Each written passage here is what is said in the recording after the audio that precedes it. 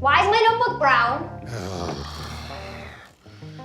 Okay, look, I had to clean up everybody's room before the showing today, and I accidentally spilt coffee everywhere. Did you look at it? Why did you pause? Oh, come on. You looked at it? Sweetie. You gave me your covenant.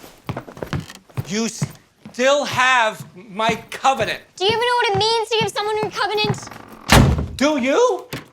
Sketch is the latest project from Tony Hale, the actor and comedian best known for his roles as Buster Bluth on Arrested Development and Gary Walsh on Veep. We caught up with him at the Pixar Studios headquarters in Northern California, where he's been lending his voice to animated favorites for years. Do you remember the first time you walked into this building? Oh, yeah. And I felt the same way that I feel every time I come in. It's its own wonderland. A wonderland filled with treasures going back 30 years. Woody and Buzz greet you as you're coming in. I mean, it's so great. The perfect place to discuss Tony Hale's latest film, Sketch. You have to promise not to freak out. I won't forget.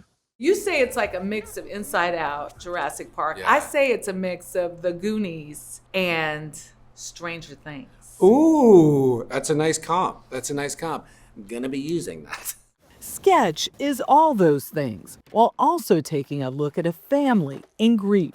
Are we orphans? No, you have a dad. I'm alive. Then what are we? What do you call an orphan that still has a dad? Come on. Hale plays a widowed father of two, one kid with an anger journal. Things take a turn when the book falls into a magical pond, bringing her sketches to life. And it's an incredibly fun, funny movie dealing with feelings and dealing with grief and all that stuff. We felt a phone call wouldn't convey the Blood? seriousness. That's a lot of blood. She also labeled it. Oh, she did. She sure did. That's helpful. There's a bit of darkness in a way that kids deal with Yeah. that we never discuss. And that we as parents, me included, it freaks us out. It's that kind of thing like you can hold two things at once. I can adore my daughter and then at the same time be like, is my daughter gonna grow up to be, it's just The that bad seed. Yeah, like having that fear, but they both exist. If there was a childhood drawing you'd like to bring to life, what would it be? A childhood drawing I'd like to bring to life. One of yours. One of mine. Hale didn't remember, so we put him on the spot to create a new one. Did you draw as a kid? I did. Oh, well, you're picking colors. I need to pick colors too. Okay. Because maybe you're just dark. Yeah. I have a feeling mine's going to be sillier than yours. Yours is probably going to be really cool and progressive. Ooh, I know what I'm going to put. Now the juices are starting to flow. Are you think done? You fail. I am. I think I'm done. Okay, one, One, two. 2, 3. Oh. Aw. You want to get like a pot of gold under a rainbow? I would like beautiful rainbow sky. Oh, that's so and wealth nice. for everybody. So this is, I'd like a lot of eyes to see the movie. Oh, nice. Maybe. But also, my favorite dessert is McFlurries. So I would like McFlurries to come to life, and each of these eyes can have a McFlurry while they watch Sketch. Hale hasn't had any trouble getting eyeballs on his work, starting out making commercials in the 1990s. Slender and long, even her cigarette. Allure. He's since built a career on quirky characters full of heart, anxiety, and just the right dose of chaos. I'm a monster! From Buster Bluth in Arrested Development Andrew Miller, Program Director at Rainforest Conservancy. Plays the trumpet. to Veep's pathologically loyal Gary Walsh. I'm about to become president. Lovable underdogs that struck comedy gold.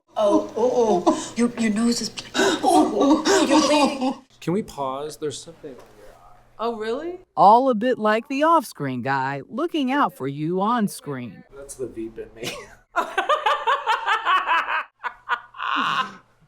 So I'm your Julia Louis-Dreyfus right You're my Selena. That off-the-cuff charm has earned him more than just laughs. Jim Weissman, United Laminates and guest. Wife not his daughter, wife not daughter. Hale won 2 Emmys for his role alongside Louis-Dreyfus.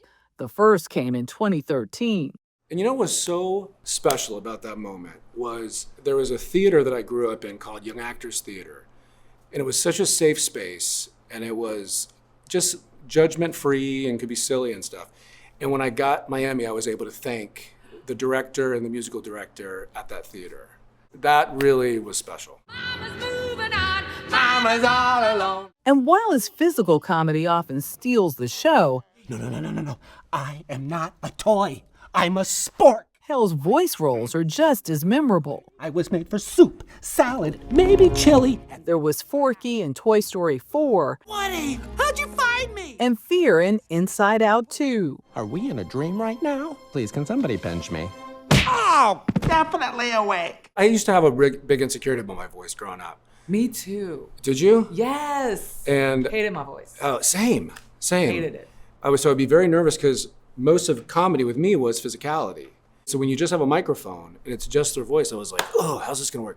But then I learned like, hey, I'm gonna do the same performance in front of the microphone that I would do in front of the camera. Whether he's voicing characters or diving into physical comedy, it's never just about the laughs. With comedy, it's something I gravitate to. If it always comes from a place where you can see the humanity in the comedy, you gotta find that honest element to it, you know? Hale has also been honest about his struggles with anxiety, tracing back to his time on Arrested Development. I was really overwhelmed, but it was great for the character. You know, he was overwhelmed. I remember talking to Mitch Hurwitz and asking, what does Buster want? Which is a very kind of actory question. Yeah. And he said, safety. And so anytime someone would come up to Buster, he would just like go back and he would kind of put his hands behind his ears. And he was always in a state of just defense. I need a different job. It was fun. It was wild.